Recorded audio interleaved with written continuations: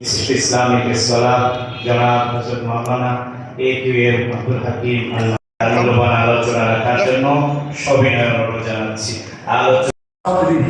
বুকের উপর হাত রেখে নামাজ পড়তেন, এটা বুখারী মুসলিম ছিল হাদিস।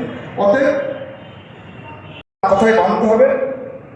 আব্দুল্লাহ ইবনে আব্বাস রাদিয়াল্লাহু তাআলা আনহুমা বলেন, আমি নিজে চোখে আল্লাহ রাসূল নেই, কিন্তু নামাজের পরে সুন্নতের পরে আপনারা 2 মিনিট একটু বসবেন, আমি আমার কথা বলে উনি হাত বলেন কপালে হাত ফেলে নামাজ স্পর্শ করলেন। নাভির উপরে বাঁধলেও নামাজ হয়, নাভির নিচে বাঁধলেও নামাজ হয়, হাত ছেড়ে দিলেও নামাজ হয়। নামাজ সহি না, হানাফিদের নামাজ সহি। জোরে আমিন বলবো না আস্তে আমিন বলবো, আল্লাহ ফতোয়া নিয়ে আমাদের টেনশন কিছু নেই। এই জন্য আমাদের কিভাবে কোনো কিছু ফতোয়া মানুষ দেয়, এগুলো নিয়ে আমরা মা ইহুম্ব না, আমাদেরকে ওরা টাইপ হতো।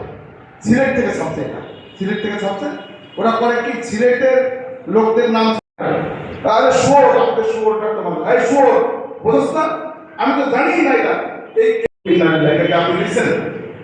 তো উনি খুব কুমিল্লার লোক, কিন্তু ভাষা বাবার ভাই পেয়েছেন মনে।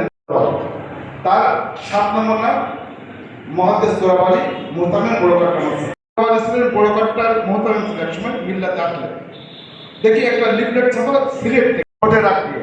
আবার এই ফতোয়া এখন তো মিডিয়াতে কেউ বলে, আবার কেউ কারো নাম চালিয়ে পিছনে যাব না, কারণ হলো ফতোয়া তো আপনারা লক্ষ্য করেন, দেখেন এই ফতোয়া কিন্তু সবসময় আমি আমাদের ইমামদের দিল্লি অবস্থান থেকে যে কাজটি করা হচ্ছে সেই কাজটি সকলের করা দরকার। হারুরা আলা মুশরিকিন নামাজ আর রহমান ইলাইহি আল্লাহ ইয়াজতাবি ইলাইহি মান ইয়াশা ওয়া ইয়াহদি ইলাইহি মান ইউনিব। এই বরিশাল নগরীতে আলেমুলামা বরিশাল ভালো দিনী প্রতিষ্ঠান এখানে তৈরি হচ্ছে। আমি একটা দাওয়াত দিয়ে আমার আলোচনা শেষ করতে চাই।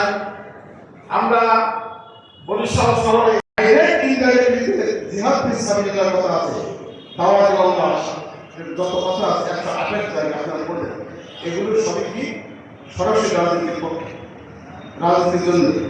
এবং কোরআনের আয়াত পড়তে আপনার সব জানা আছে,